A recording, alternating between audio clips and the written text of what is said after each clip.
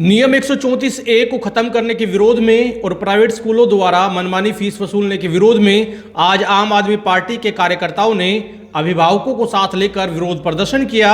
रेवाड़ी शहर के बड़ा तालाब स्थित जिला शिक्षा विभाग के कार्यालय पहुंचकर विरोध प्रदर्शन किया गया और सरकार के खिलाफ जमकर नारेबाजी की गई। आप कार्यकर्ताओं ने कहा कि निजी स्कूल मनमाने तरीके से फीस वसूलने में लगे हुए हैं, लेकिन सरकार उन पर कोई नकेल नहीं कस रही है। हरियाणा सरकार ने तो गरीब बच्चों को नियम 134A के तहत पढ़ने के अधिकार को भी खत्म कर दिया है। प्राइवेट स्कूल किताबों और यूनिफॉर्म के नाम पर अभिभावकों को लूट रहे हैं, जिनका साथ सरकार के चहीते लोग दे रहे हैं। आप कार्यकर्ताओं ने कहा कि जिन बच्चों का नियम 134A के तहत एडमिशन हो चुका है, उन्हें भी फीस के लिए अब परेशान किया जा रहा है, जबकि ऐसा कोई नियम नहीं बनाया गया कि जिन बच्चों के एडमिशन हो चुके हैं उनसे भी फीस वसूल की जाए। उन्होंने दिल्ली की तर्ज पर हरियाणा के स्कूलों को भी सुधारने की मांग की है। ये हम हर साल शिक्षा के व्यवसायीकरण हमेशा ज्ञापन देते आए हैं, हर साल देते हैं, लेकिन स्कूल वाले नहीं मानते हैं। सरकार भी इनके ऊपर कोई ठोस कदम नहीं उठा रही है। तो हर साल ये प्राइवेट स्कूलों के सरप्लस फंड होने के बावजूद फीस बढ़ा देते हैं। जो सरकार ने कैपिटेशन फीस में आते हैं, नाजायज एनुअल चार्ज, बिल्डिंग फंड, वो फंड, मेंटेनेंस फंड हज़ारों रुपए लेते हैं, जिससे पेरेंट्स का पूरा साल का बजट बिगड़ जाता है। इसके अलावा 134 के बच्चों को सरकार ने अभी ऐसा कोई निर्देश नहीं दिया है कि पुराने बच्चों को ख़त्म कर दिया गया है, नए के ऊपर लागू होगा। लेकिन ये कई स्कूल वाले कह रहे हैं कि भाई पुराने बच्चों से भी फीस लेंगे, उनका ख़त्म कर दिया गया है। ऐसा नहीं होना चाहिए, ना ही सरकार ने इनको आदेश दिया, लेकिन अपनी तरफ से बच्चों को, पेरेंट्स को गुमराह कर रहे हैं। और ये स्कूल यूनिफॉर्म हो चाहे किताब हो, NCERT की किताब लगाते नहीं हैं, प्राइवेट पब्लिशर्स की लगाते हैं। वो भी एक घर में 2 या 3 बच्चे तो 8-10 हज़ार की किताबें आती हैं। चलो उनको कम से कम अगले साल बदले तो नहीं, वो भी बदल देते हैं। अगले साल वो रद्दी के भाव 10 रुपये किलो बेचनी पड़ती है। ऐसे इतना आर्थिक बोझ पड़ रहा है पेरेंट्स के ऊपर, वो बहुत ही गहरे सदमे में है।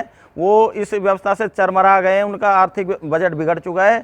सरकार नियम कायदों की अनुपालन नहीं करवा रही है। आज हम DO के साहब ऑफिस में आए हैं मुख्यमंत्री जी के नाम ज्ञापन देने कि हमारी मांगों का समर्थन करो और मांगों को जल्द से जल्द पूरी करो, नहीं तो अगर ऐसा कुछ समाधान नहीं हुआ इस बार भी तो हम सड़कों के ऊपर उतरकर और रेवाड़ी शहर के सभी पेरेंट्स को इकट्ठा करके एक जोरदार आंदोलन चलाएंगे, सरकार का विरोध प्रदर्शन तेज करेंगे। हरियाणा के अंदर जो भाजपा सरकार है, ये कॉरपोरेट जगत की आवारा पूंजी से पलने वाली सरकार है और ये पूरी तरह से शिक्षक से हट करके अब शिक्षा के ठेकेदारों के साथ मिल गई है और शिक्षा के ठेकेदार पूरी तरह से शिक्षा के नाम पर लूट मचा रहे हैं।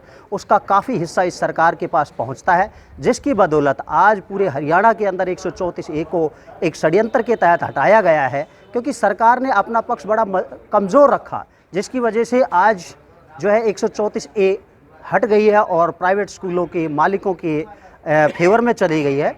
इससे आम जनता, जो सरकार की जो जन हितैषी नीतियाँ थी, वो ख़त्म कर दी गई है और ये जन हितैषी नीतियाँ ख़त्म होने से अब सीधा जो है ठेकेदारों को फ़ायदा होगा। शिक्षा के जब ठेकेदार होंगे तो समाज को कई गुना नुकसान होने वाला है। जैसे कि सबसे पहले तो अभी फीस बढ़ने वाली है। हर स्कूल की हर क्लास में जो 10% जो 134A के गरीब बच्चों को एडमिशन मिलता था वो ख़त्म हो गया, अब फीस दे करके पढ़ना पड़ेगा। दूसरी तरफ जो शिक्षक सुबह से लेकर शाम तक पढ़ाते हैं स्कूलों के अंदर, और आजकल तो कन्विंसिंग में भी 11-11, 12-12 बजे तक तो पेरेंट्स से मिलते हैं बच्चों के एडमिशन के लिए, उनको भी तनख्वाह पूरी तरह से नहीं दी जाती है। तो इस तरह से प्राइवेट स्कूल के जो लोग हैं, जो ठेकेदार बन गए हैं शिक्षा के, वो पूरी तरह शिक्षा के नाम पर जनता को लूट रहे हैं।